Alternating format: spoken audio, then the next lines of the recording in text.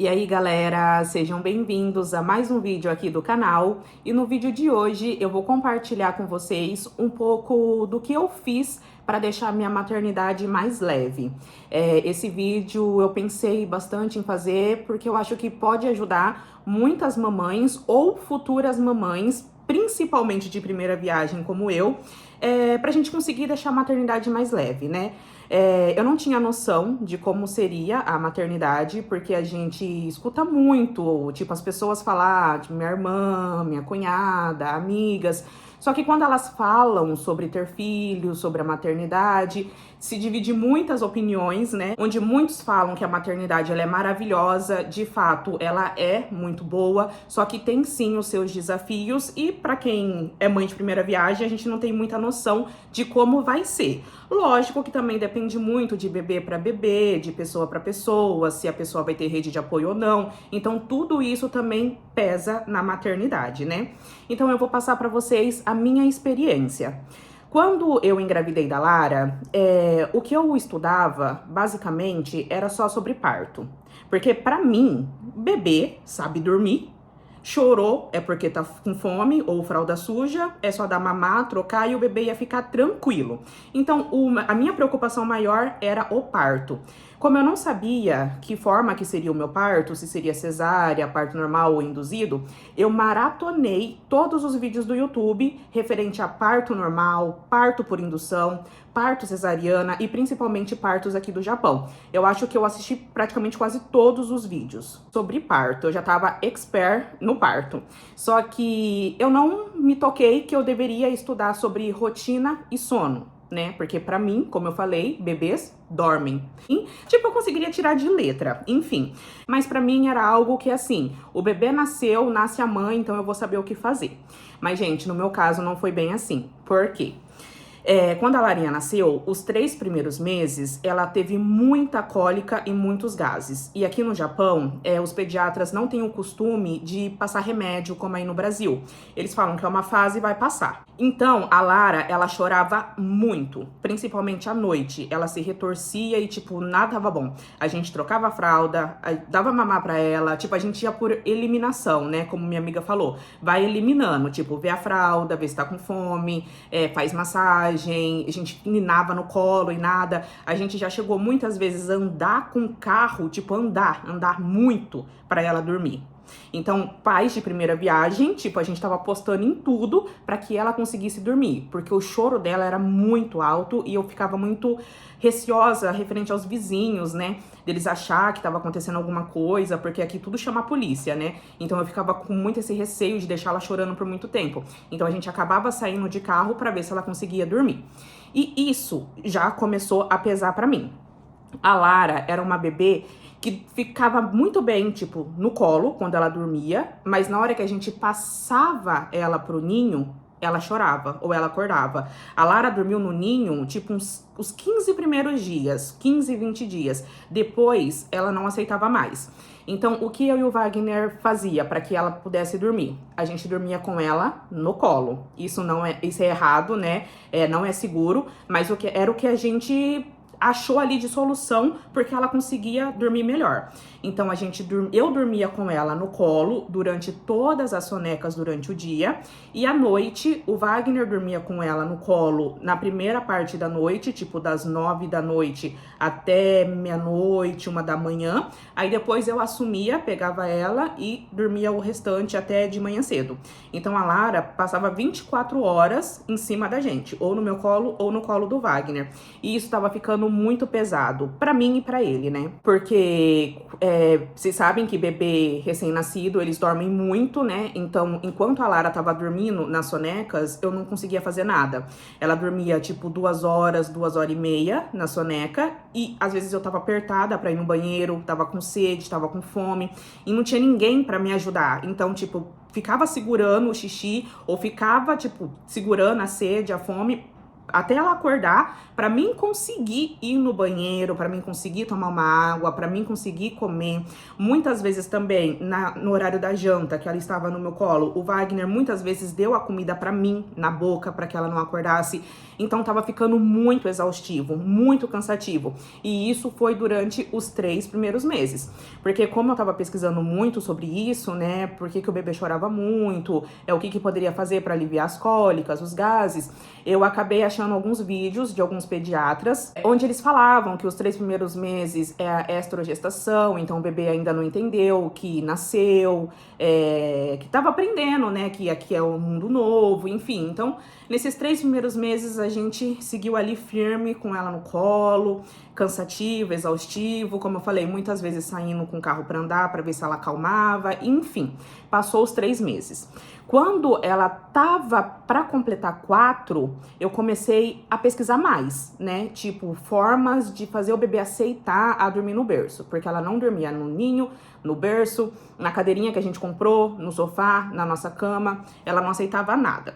Então eu comecei a pesquisar para ver o que eu poderia fazer para ajustar, para melhorar o sono dela, fazer com que ela dormisse em alguma superfície.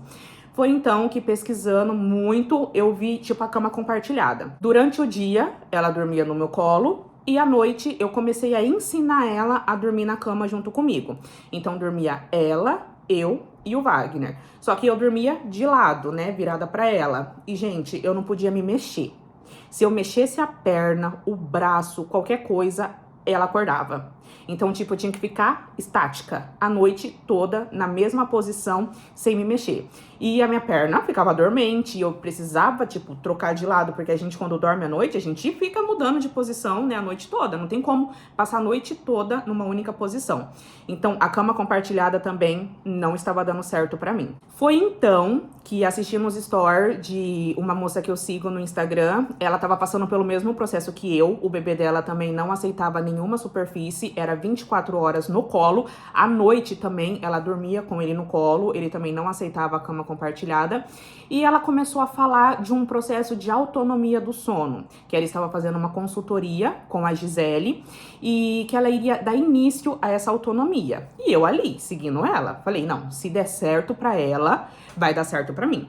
E deu certo pra ela. Foi um processo mais ou menos de 1 mês que ela fez com o bebê dela, e ele já tava começando a aceitar a ficar no berço. Foi então que eu também entrei em contato com a Gisele, ela é uma consultora de sono, e marquei com ela uma consultoria pra ela poder me ajudar, porque eu só assistia vídeos e vídeos, tentava todas as formas e ela não aceitava o berço. E a cama compartilhada pra mim já também não estava dando certo. Foi então que eu marquei a consultoria com a Gisele e, gente, não sei porque eu não marquei antes. Eu marquei a consultoria, a Lara tava com 4 meses e 10 dias. Foi quando eu iniciei o processo de autonomia de sono com ela também. E a Gisele foi assim, ela me explicou tudo. Ela me falou sobre a importância de ter uma rotina pro bebê. Ela explicou sobre a importância da qualidade de sono, então é muito importante que o bebê durma no berço, num lugar seguro, que colo, óbvio, não é seguro. Cama compartilhada, você consegue deixá-la segura, mas mesmo assim, o berço é o ideal. Enfim, aí ela me explicou tudo sobre a autonomia do sono, então a gente deu início ao processo de autonomia do sono com a Lara. Como a Lara dormia tipo com presença, que era cama compartilhada, e as sonecas era no colo, a gente começou a autonomia nas sonecas e no sono noturno. Geralmente, quando começa a autonomia do sono, geralmente ela fala que começa pelo sono noturno e depois começa as sonecas. Mas como a Lara dormia no colo e cama compartilhada, ela resolveu a gente iniciar tudo de uma vez. E, gente, foi a melhor coisa que eu pude fazer, tanto pra Lara, pro sono dela ser de qualidade, quanto pra mim e pro Wagner, pra gente também conseguir descansar. Porque a mãe que não consegue descansar, passa o dia, não consegue, tipo, se dedicar 100% ao bebê, né? Você fica muito exausta, muito cansada, muito estressada, tudo te irrita. Isso estava me afetando muito, então por isso que eu busquei essa ajuda. Gente, a gente ainda tá no processo, faz 2 meses, né, que a Lara tem autonomia pra dormir. Já mostrei nos vídeos pra vocês, eu coloco ela no berço e ela, sim, dorme sozinha. A gente ainda tá num processo, só que hoje eu coloco ela no berço, ela conversa, ela vira para um lado, para o outro e dorme. Se ela acorda, ela consegue voltar a dormir. Porque como a Gisele me explicou, se o bebê dorme sendo ninado e ele acorda no meio da noite, ele vai querer voltar a dormir do jeito que ele dormiu de primeiro. Então, se ele foi ninado, ele vai querer que você pegue ele, nine e coloque no berço de novo. Se foi mamando, provavelmente ele vai querer voltar a dormir do mesmo jeito mamando. Então você tem que pegar o bebê, amamentar e voltar pro berço. Então ela me explicou, se o bebê aprende a dormir sozinho e ele acorda, porque a gente tem despertares, né? O bebê tem o sono leve e pesado, leve e pesado. Então quando ele acorda e ele não tem essa autonomia de saber voltar a dormir sozinho, ele vai precisar de você. Então por isso que a gente deu início à autonomia do sono pra Lara. No início, gente, foi muito cansativo, porque como eu falei, ela não aceitava nenhuma superfície. A Gisele falou, Amanda, aguenta 3 dias. Os 3 primeiros dias é o mais difícil, e realmente foi. No primeiro dia eu já queria desistir. Eu falei pra ela, não, ela tá chorando muito, ela não aceita, não tem outra forma, outro jeito. Aí a Gisele conversou comigo de novo e falou, Amanda, bebê chora. Quando sua filha tiver 2 anos e ela quiser lamber a sola do sapato, você vai deixar só pra ela não chorar? Se ela quiser colocar o dedo na tomada, você vai deixar só pra ela não chorar? Aí eu falei, não, óbvio que não, vou falar que não pode. E ela falou, e ela vai chorar. Isso é o educar, você tem que ensinar, você tá ensinando a sua filha a dormir. Ela passou 4 meses achando que o jeito certo de dormir era no colo, em cima de você.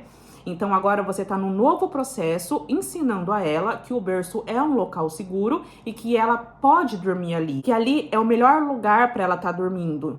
E então, tipo, o processo, tipo, a gente às vezes quer o resultado, mas não quer passar pelo processo. Então a Gisele, ela me ajudou muito nessa parte de criar uma rotina para Lara, de dar autonomia do sono, de ensinar o bebê a esperar, de não, tipo, o bebê dá o primeiro resmungo, você em cima. Eu era assim com a Lara. O primeiro resmungo que ela dava, eu já pegava ela no colo. Então ela me explicou sobre a importância do bebê saber esperar, sobre a importância da autonomia, e tudo isso foi um processo que eu construí aos poucos com a Lara e que hoje eu agradeço muito a Amanda de ter dado esse primeiro passo. Então, galera, resumindo, as dicas que eu dou pra vocês, futuras mamães ou mamães que também estão achando a maternidade um pouco pesada, referente a esse cansaço, exaustão de estar sempre com o bebê no colo, ou de não estar conseguindo fazer o bebê dormir, ou por qualquer outro motivo. Pra gente deixar a nossa maternidade um pouco mais leve, a primeira dica que eu dou pra vocês é: aceite a sua realidade. Ou seja, eu, como falei pra vocês, ficava pensando como era antes, ficava pensando que a gente deveria ter se planejado melhor pra ter tido a Lara no Brasil, porque lá provavelmente eu teria mais ajuda. Então eu ficava, né, com esses questionamentos. Então eu parei de questionar. Se Deus permitiu, é porque eu estava preparada, eu estava pronta pra ser mãe nesse momento. Se não fosse pra mim ser mãe nesse momento, eu não teria engravidado. Então o primeiro ponto foi, aceitei a minha realidade e aceitei que eu estava realmente pronta, porque se Deus permitiu, é porque era o momento. Segundo, não crie expectativas. Eu ficava criando muita expectativa antes, né, de trazer a Lara para casa, de como seria, e imaginando como que era, e foi totalmente ao contrário. Então a gente não deve estar criando expectativas, a gente precisa viver um dia de cada vez. Se um dia foi difícil, o outro, se Deus quiser, vai ser melhor. Se um dia foi bom, o outro a gente vai fazer de tudo para que seja bom também. Mas se foi um dia difícil, tudo bem. A gente tem que ter sabedoria para lidar nos dias difíceis também. E a gente não deve estar criando expectativas no bebê, porque o bebê, como eu falo, é uma caixinha de surpresas, né? Tem dia que tem dia que o bebê pode estar super bem e tem dias que eles vão estar mais enjoadinhos, tem os saltos de desenvolvimento, tem dente. Então tem muita coisa envolvida que eu não tinha nem noção. Então, viva um dia de cada vez. Terceira dica, estude sobre rotina e sono. Muitas pessoas acham que a rotina, ela pode ser meio que prender o pai e a mãe. Só que no meu ver, tá? Cada um tem sua opinião. Mas no meu ver, a rotina, ela é excelente. Porque como eu falei, a Lara, ela já sabe o que vai acontecer durante o dia e eu sei o que vai acontecer durante o dia. Então eu sei que dentro das janelas de sono dela, ela vai tirar soneca. Nem que seja 30 minutos, 40, 1 hora, independente. Eu vou ter esse tempo livre para poder fazer algo que eu quero. Ou para organizar a casa, ou para fazer algo para mim, para gravar um vídeo, como eu tô fazendo agora. Então você ter essa organização durante o dia, essa rotina certinha, facilita você ter o seu tempo livre como mãe. Quarta dica, aceite que você não vai dar conta de tudo. Como eu comentei com vocês também, eu ficava muito me cobrando para dar conta de tudo e colocava 1000 tarefas para fazer durante o dia. E isso a gente sabe que é praticamente impossível com um bebê pequeno, né? Então eu parei com essas cobranças, eu coloco por dia o que realmente precisa ser feito e se der tempo de fazer o restante, tudo bem, se não der, não tem problema, fica pro dia seguinte. Quinta dica, analise o que tá mais difícil para você na maternidade. É o sono do bebê? É porque você não consegue fazer algo que você gosta? Tipo, vê o que é que tá difícil e busque ajuda. Não aceite tipo assim, igual as pessoas falam, é assim mesmo, aceita que passa, é uma fase que passa.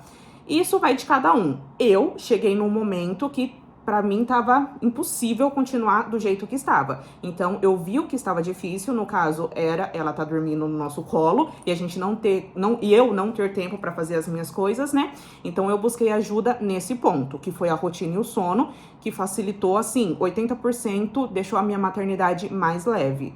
Lógico, como eu falei, tem dias e dias, tem dias que ela tá mais enjoadinha e tá tudo bem, eu fico com ela mais no colo, mas na maior parte do tempo eu sei exatamente o que vai acontecer e eu consigo encaixar minhas coisas para ir fazendo durante o dia. Sexta dica, você é a melhor mãe que o seu filho poderia ter. Isso você pode ter certeza. Eu sei que existe muita culpa, né? A gente às vezes se culpa por alguma coisa, acha que tá falhando em algo ou que não tá se dedicando muito em tal coisa, mas não fique pensando nisso. Eu sei que é difícil, mas você é a melhor mãe que seu filho poderia ter. Pode ter certeza. E só de você ter essa preocupação se você tá falhando em algo ou que você precisa melhorar em algo, você já é uma excelente mãe. E a última dica que eu dou pra vocês, que também funcionou pra mim, é escutar mais o meu coração. Às vezes eu ficava, tipo, pensando, não sei se eu devo dar autonomia de sono pra ela, eu acho que é melhor eu ficar ninando, ou, não sei se eu devo deixar ela brincando no tapete sozinha pra mim lavar uma louça, tipo, eu acho que eu deveria ficar com ela no chão. Independente, escute o seu coração. Se você acha que vai ser melhor pro seu filho você tomar tal atitude, você toma atitude.